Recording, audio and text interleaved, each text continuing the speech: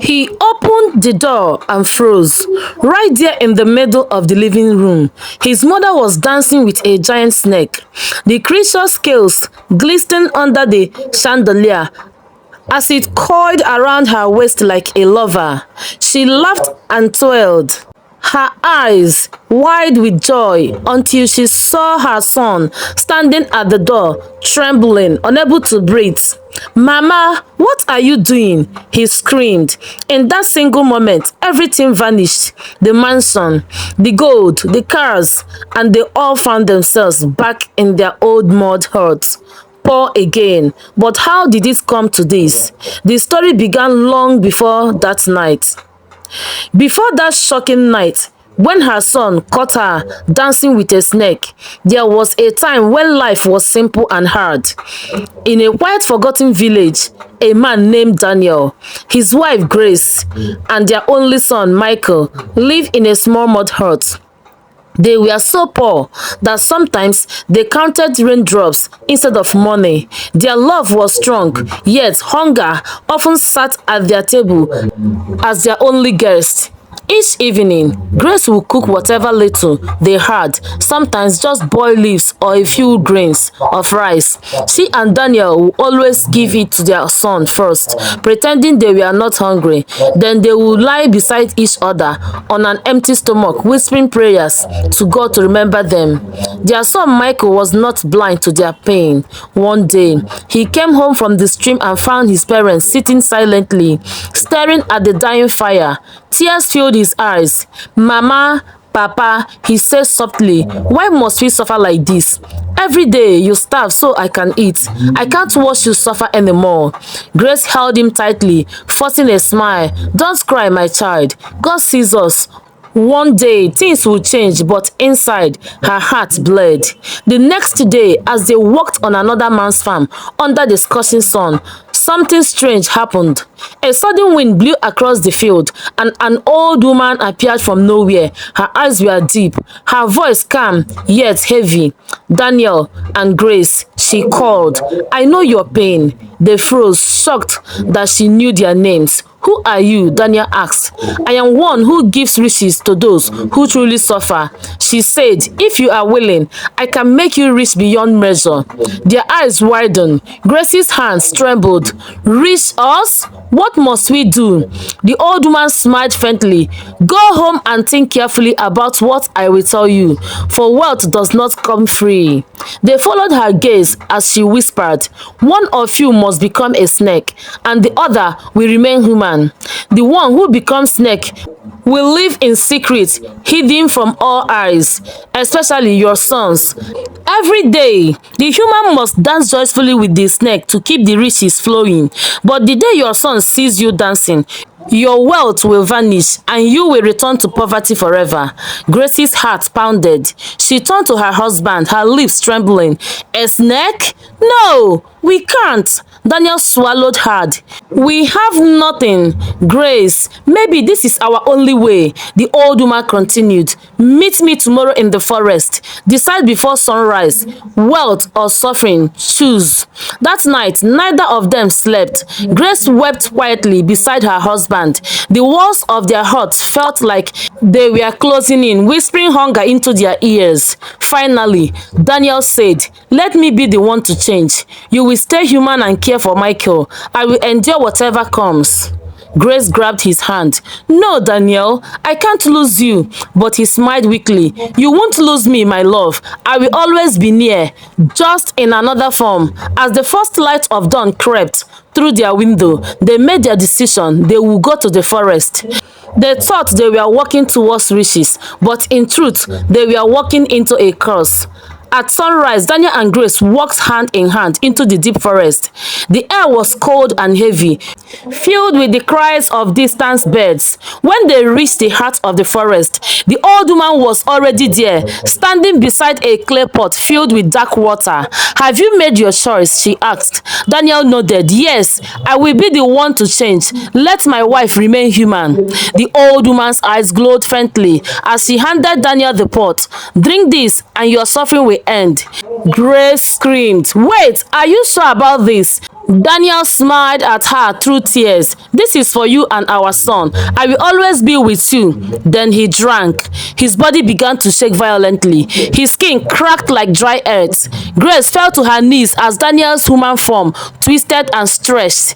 His eyes turned golden, his tongue split, and his legs vanished into a long, glistening tail. Within seconds, Daniel was no longer a man. He was a giant black snake.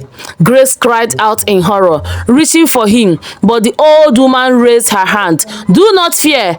Go home. You will find your reward waiting. But remember, he must remain hidden. You must dance with him each day, alone, to keep your riches alive. If your son ever sees you together, your wealth will vanish, and you will return to poverty forever." Grace wept as she carried herself back through the forest, her heart heavy with fear and shame. By the time she reached home, her eyes were swollen from crying. Her son, Michael, ran to meet her. "Mama, where is Papa? You both left together. Where is he?" Grace broke down and held him tight, pretending to sob harder. "My son, something terrible happened. Kidnappers attacked us on the way home. They took your father and left me behind." Michael screamed and fell to the ground, crying uncontrollably.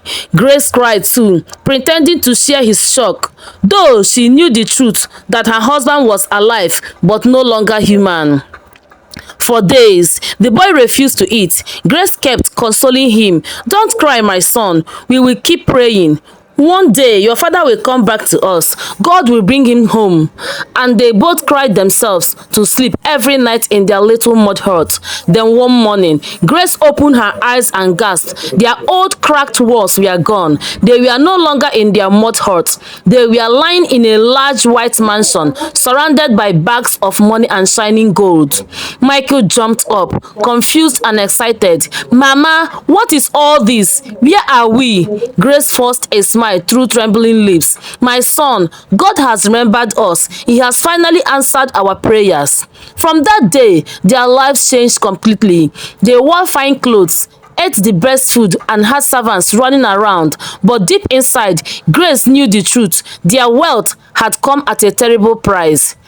Every night when Michael was asleep, she went to the locked golden room at the end of the mansion. She would whisper, "Daniel, my love, come out." The giant snake will crawl out, his scales glistening in the dim light. And instead of fear, Grace will smile. She will spread her arms as the snake rose and wrapped around her waist. Together they will dance, spinning in slow, mysterious joy, a dance that kept their wealth alive. Each time they danced, the mansion glowed brighter and gold multiplied. But Grace's heart ached with sorrow, knowing this happiness was built on a secret, and one day that secret would no longer stay hidden. One evening, when Michael had gone to the city, Grace locked the doors and whispered softly, "Daniel, my love, come out." From a hidden room, the giant snake slithered out, his eyes glowing gently. Instead of fear, Grace smiled and stretched her arms. The snake rose and toiled around her waist. They danced slowly, the woman laughing as if she could still feel her husband's embrace. The chandelier lights shimmered above them like stars. Every day, when no one was around, Grace danced with the snake in secret. People in the town began to whisper that the widow was blessed by the gods. But secrets have eyes, and destiny has its own clock. One afternoon, Michael returned home earlier than usual. He wanted to surprise his mother quietly. He opened the door, and what he saw froze him. His mother was spinning in joy, laughing with a giant black snake coiled around her. The creature's tongue flicked out as if smiling too. Michael's heart nearly stopped. "Mama," he screamed, "what are you doing?" The snake hissed loudly. Grace turned in shock, her face turning pale. At that very moment, the chandelier flickered, the wall cracked, and the floor trembled. In a blinding flash, the mansion disappeared. When Michael opened his eyes, he found himself standing in their old mud hut, barefoot with his mother and father beside him. His father human again, trembling in shame, and that was when the truth finally came out. As the dust settled, silence filled the little mud hut. The golden chandelier was gone, the cars vanished, and the perfume of wealth had turned back to the smell of dry earth. Daniel and Grace knelt before their son, trembling. "Michael, my son," Daniel said, with tears streaming down his face. "Now you know the truth. We were tired of poverty. We met an old woman who promised us wealth, but I had to become a snake. Your mother danced with me every day to keep the riches flowing." Grace wept bitterly, holding her son's legs. "Please, my child, forgive us. We wanted a better life for you. We didn't mean to hurt you." Michael's chest rose and fell with anger. So all this wealth was built on a curse. He turned away, tears rolling down his cheeks. The pain of betrayal burned his heart, yet he could still see the suffering in their eyes. After a long silence, he sighed deeply. "Mama, Papa, I forgive you. It's better to be poor and have peace than to be rich through darkness. From now on, we will walk with our hands and wait for God's own time." The family cried together, holding one another tightly. It was a painful moment, yet somehow it felt pure again. 2 years later, Michael worked hard in the city. By the grace of God, he became a successful businessman. He built a new mansion, this time from honest sweat, and brought his parents to live with him. No more snakes, no more secrets, only peace, laughter, and love. Grace often sat in the garden watching her son drive out with pride in her eyes. Daniel held her hand and whispered, "We lost everything once, but now we have what truly matters." She smiled softly. "Yes, this time we are truly blessed." Moral lessons. Wealth gotten through evil will never last. True blessings come from God and honest work. My beloved viewers, thank you so much for watching this touching African folktale. If this story blessed or moved you, please subscribe to my channel, like and share this video. Your support helps us bring more powerful stories filled with wisdom, emotion, and life lessons. Don't forget to turn on the notification bell so you never miss any of our new stories. Stay tuned, stay blessed, and stick to this channel. More unforgettable stories are coming your way.